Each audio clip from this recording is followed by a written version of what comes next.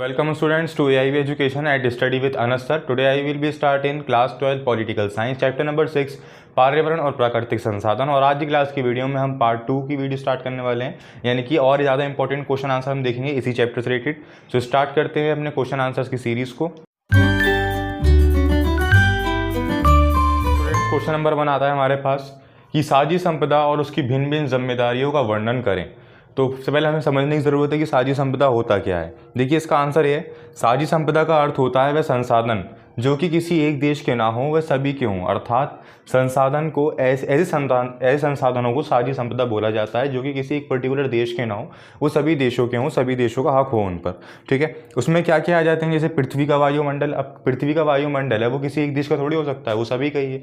तो इसलिए पृथ्वी का वायुमंडल, अंटार्कटिका की सतह, बाहरी अंतरिक्ष भी इसके अंदर शामिल है, जिसके ऊपर किसी भी एक पर्टिकुलर देश का हक नहीं है। और इसी दिशा में चलते हुए कई सारे महत्वपूर्ण समझौते भी हुए कि साझी संपदा को लेकर, यानी कि अब कोई देश मना भी नहीं कर सकता, कोई देश यूज़ करेगा तो उसको लेकर सभी देश एक मतलब समझदारी निभाएं उनको यूज़ करने में, उन संसाधनों को, यानी ज़्यादा उनका खंडन ना करें। तो इसलिए कुछ संधियाँ निकाली गई। पहली निकाली 1959 में अंटार्कटिका संधि। अंटार्कटिका संधि इसलिए निकाली गई कि वहाँ पे कुछ गलत काम शुरू ना हो जाए, या फिर अपनी सेना भेज के परमाणु बम की चेकिंग ना की जाए। कोई बम बनाया गया तो वहाँ फोड़ दिया, खाली जगह है, इसलिए तो ये संधि निकाली गई। फिर 1987 में मॉन्ट्रियल न्यायाचर संधि निकाली गई। और फिर थर्ड आती है हमारे पास 1991 में अंटार्कटिका पर्यावरण न्यायाचर, जो कि इसी जैसी मिलती जुलती है फर्स्ट संधि के हिसाब से। ठीक है, तो ये कुछ संधियाँ थीं जो कि साझी संपदा को सेफ रखने के लिए निकाली गई थी, और ये हमारा साझी संपदा होता है। अब हम देखते हैं इसकी भिन्न भिन्न जिम्मेदारियाँ क्या। स्टूडेंट्स, हम पढ़ते हैं इनकी जिम्मेदारियाँ। तो साझी संपदा संसाधन सभी देशों के होते हैं, तो इनकी जिम्मेदारियों का दायित्व जो है वो सभी देशों पे होना चाहिए। सभी देशों का मतलब यानी कि विश्व के अंदर दो कैटेगरीज के अंदर देश डिवाइड हैं, पहला विकसित देश एंड दूसरा विकासशील देश।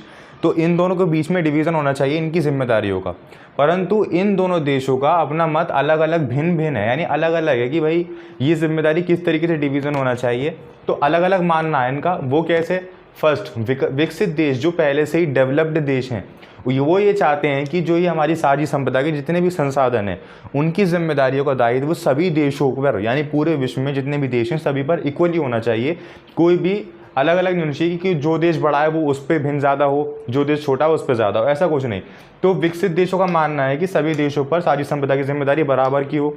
परंतु यहीं अगर हम देखें तो विकासशील देश जो कि डेवलपिंग के प्रोसेस पे हैं, उनका ये मानना है कि साझी संपदा की जिम्मेदारी विकसित देश पर ज़्यादा होनी चाहिए अकॉर्डिंग टू विकासशील देश, क्योंकि विकसित देश ही ज़्यादा यूज़ करते हैं किनका, साझी संपदाओं का। तो इनका ये मानना है। तो इसी के चलते दोनों की अलग अलग राय जब सामने आ रही थी हमारे, तो उनका ये मानना हुआ कि भाई प्रथम पृथ्वी सम्मेलन में एजेंडा 21 निकाला गया।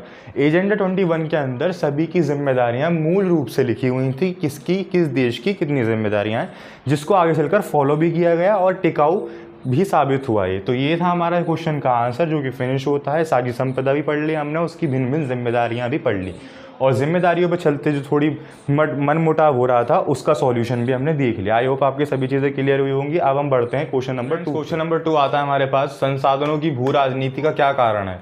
तो इसका आंसर है कि यूरोपीय देशों के विस्तार का मुख्य कारण ये है कि उन्होंने बड़े पैमाने पर संसाधनों की भू राजनीति की। जैसे कि फर्स्ट आता है हमारे पास इमारती लकड़ी, विशेष प्रकार की लकड़ी होती है। इसको पाने के लिए पश्चिम के देशों ने जलपोतों का निर्माण के कारण दूसरे देशों के वनों पर कब्जा कर लिया और अपनी नौसेना को मजबूत किया ताकि वो इमारती लकड़ी को संभाल पाएं। सेकंड आता हमारे पास तेल भंडार। विश्व युद्ध के बाद उन देशों का महत्व बढ़ा जिनके पास तेल जैसे संसाधन मिले, और इन संसाधनों को हासिल करने के लिए और देशों पर हमले भी किए गए कि इतना हिस्सा मारा जिसके नीचे तेल निकलता था। और थर्ड आता है हमारे पास जल, कि पानी के बंटवारे को लेकर भी लड़ाइयाँ हुई हैं। जैसे कि एग्जाम्पल लिया जाए तो जॉर्डन नदी, इस पानी के लिए 4 देश दावेदार हैं, इजराइल, जॉर्डन, सीरिया और लेबनान। तो इस पानी की लड़ाई के लिए भी काफ़ी चलती रहती है हमारी। तो ये थे संसाधनों की भू राजनीति, जो कि एक यूरोपीय देशों का विस्तार करने में काफ़ी हेल्प करी। हमारे पास इस चैप्टर का सबसे लास्ट क्वेश्चन आता है कि समकालीन राजनीति में पर्यावरण की चिंता का क्या कारण है। यानी समकालीन जब हम राजनीति पढ़ रहे हैं तो उसमें सारी राजनीति संबंधित चीज़ें होनी चाहिए, बट इसके अंदर हम पर्यावरण का टॉपिक क्यों पढ़ रहे हैं। तो इसका आंसर है कि ओजोन परत में छिद्र, दूसरा कृषि भूमि में कमी, पीने के पानी में कमी, वैश्विक तापमान में वृद्धि और बढ़ता प्रदूषण, और छठा सीमित संसाधन। तो ये ऐसे संसाधन है जिसके अंदर कमी दिन पर दिन बढ़ती जा रही है, और इसी के कारण ये एक राजनीति के टॉपिक में आने से आ रहा है, क्योंकि देखिए अगर किसी देश के अंदर पानी की कमी होगी तो उस पानी की कमी को दूर करने के लिए वहाँ की सरकारें ही काम करेंगी। ओजोन परत में छिद्र होता है तो सभी देश के मतलब पूरे विश्व में जितने भी देश हैं तो वो सभी चर्चा करेंगे इन सब चीज़ों पे।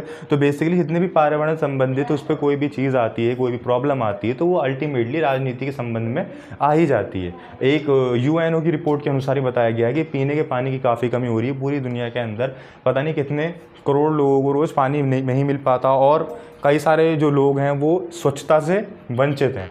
तो इन सभी रिपोर्टों के ज़रिए भी हमारे जो राजनीति जितने भी बैठे हुए हैं सरकार में, वो सब काम करते हैं कि इन कमियों को कैसे दूर किया जाए। तो ये था हमारा इसका आंसर, समकालीन विश्व में समकालीन राजनीति में पर्यावरण की चिंता। आज की क्लास के लिए इतना ही, और आज की क्लास की वीडियो में हमने चैप्टर नंबर 6 के सारे इंपॉर्टेंट क्वेश्चन आंसर कवर कर लिए हैं। नेक्स्ट क्लास की वीडियो में हम चैप्टर नंबर 7 की तरफ मूव करेंगे, यानी वैश्वीकरण की तरफ। तो आज की क्लास की वीडियो में या फिर अब तक जितनी भी क्लासेज हमारी हुई हैं उसमें कहीं आपको कोई भी डाउट हो तो आप मुझे कमेंट सेक्शन में ज़रूर बताएं। Thank you.